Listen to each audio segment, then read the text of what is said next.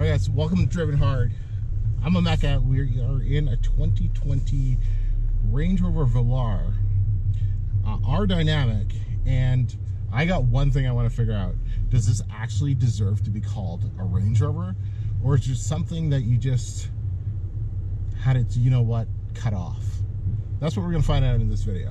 So, being able to drive around this Velar for a little bit, and as soon as I got it, I had to do what pretty much 99% of all new Velar owners are going to do. Find a trail like this.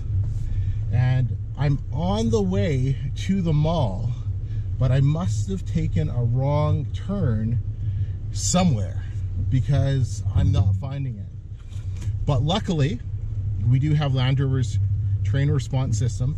This is not train response 2, so I don't have an auto mode, but I do have grass, gravel, snow, mud, ruts, sand, no low range, a single center locking differential, no rear locking differential.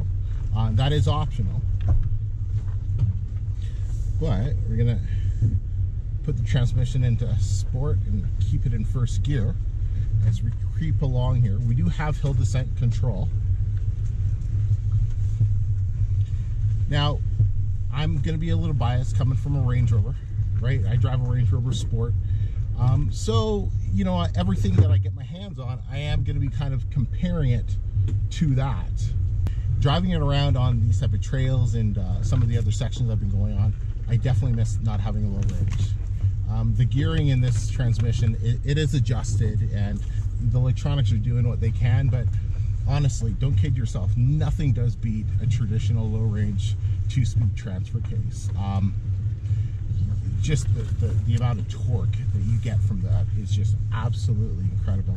So we are running on the stock 21 performance tires, which are definitely not designed for this type of terrain.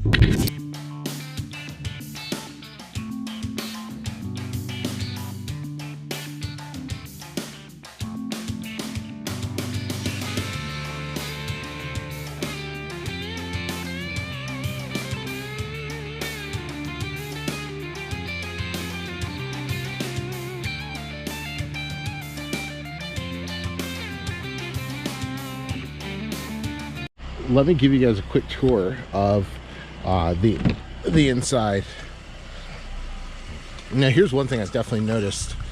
On the Range Rover, I can sit my elbow up on this as I'm driving, right? But in the Velar, you're actually sitting a lot lower, and so this is designed for your elbow. I don't know if it's just because I'm a bigger guy or whatever, but it's just one of those things I've noticed a little different. So when you get in it, you got JLR's familiar infotainment system. Now, this is not the refreshed model for 2021. I believe that's coming out with that. You're going to have a new shifter and slightly redesigned interior. You know, Alcantara here, perforated leather. It's not the nicest leather by any means. It's just super stiff. So I don't remember the leather on my Range Rover being that stiff when it was new, but you know, it's all good. It's all good. Like, it's a decent interior. It's not the best interior, I'd say. Right? What do you guys think? Let me know what you think of it in the comments there. What's cool is to go into the off-road settings. You hit vehicle, and then you can raise and lower the suspension by just pressing that button. You see it's going up here. Okay. Then you have your dynamic, you have your eco, your comfort. You can also use this dial to switch through all the modes. Right? Low traction launch shows up. You also can go into your off-road information pages, and it'll show you, right, so what the wheels are doing, articulation, your slope, compass, and then off-road information. Right?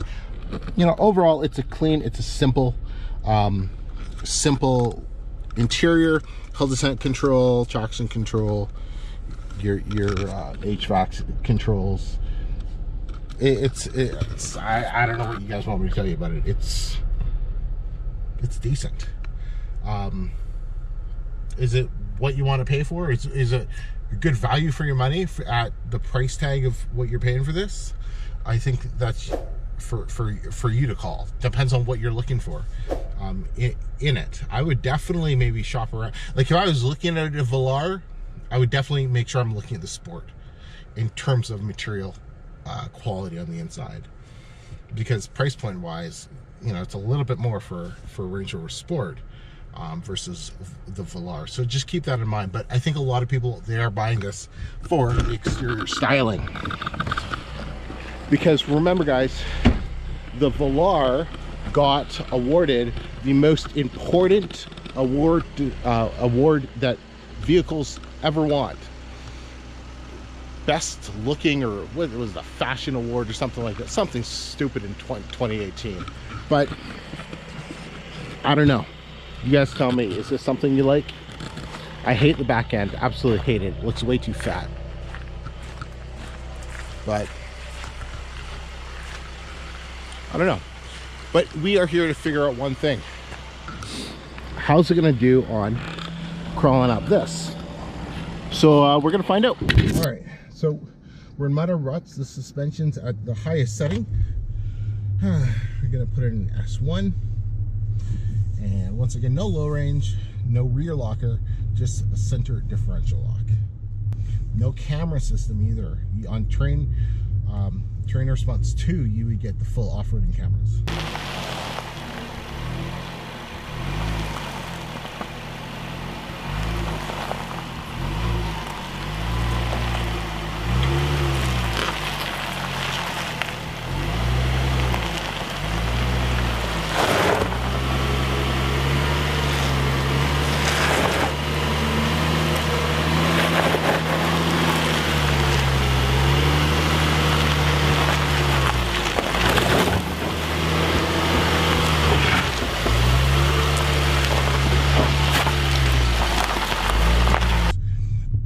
Trust hill descent control without a low range, because the speed is just going to be a little too high still.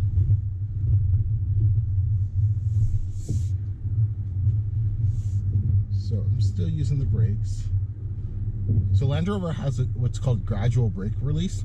So I'm on the brake right now, but if I take my foot off the pedal, it's actually going to gradually release the brake at a slower rate. It's not just going to instantly release it. See? And now. That's kind of cool.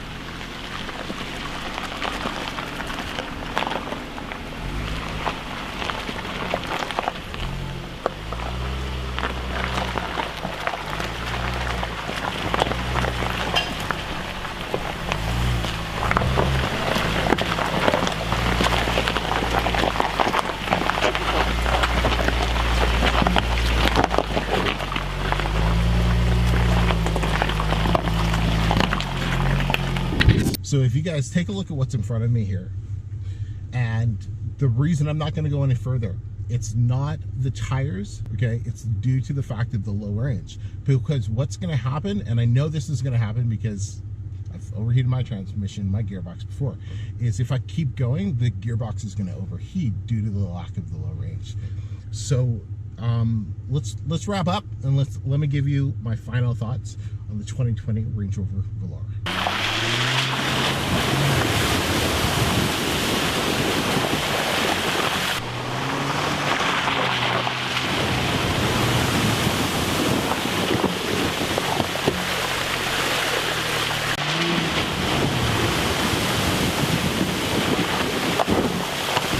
So when I started this video, I wanted to determine, is this Range Rover Velar really worthy of holding on to that Range Rover name? And comparing it to my current Range Rover Sport, I'd honestly say no. And I know this is probably going to upset a lot of Velar owners, but as soon as you get in this thing, you sit lower, right? Where the Range Rover's always had this commanding presence, right? The commanding drive position is what Range Rover calls it, or Land Rover calls it. With the Velar, you don't get it. This is very much car-like. Is it still capable off-road? Absolutely. Is it as capable of the Range Rover? Absolutely not. The Range Rover, or the Range Rover Sport, will absolutely destroy this thing off-road due to the fact of better approach angles, departure angles, ground clearance, and a low-range transfer case. That low-range transfer case gives you so much more bloody control, especially with the throttle control, than you get with the current setup with this transmission here. Is there a market for something like this? Absolutely. I think the people who buy this, they're going to be happy with it. They just have to know exactly what they're getting. And you know, obviously Land Rover's done their homework with it. They know there is a market for it. Is it for me? No, not at all. But if you are in the market for one of these, definitely look at it. Definitely take it seriously. But I'd encourage you also shop and price out a Range Rover Sport. Take a look at the options. Go for a test drive in it, because you might be blown away at spending a little bit more on a Range Rover Sport is going to get you a lot more, especially I didn't even talk about comfort.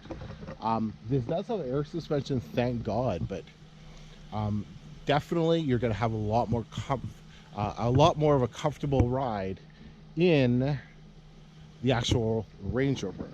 Till next time, everybody. Hey, I'm a Mecca. Let me know what you thought in the comments here, and till next time, drive hard.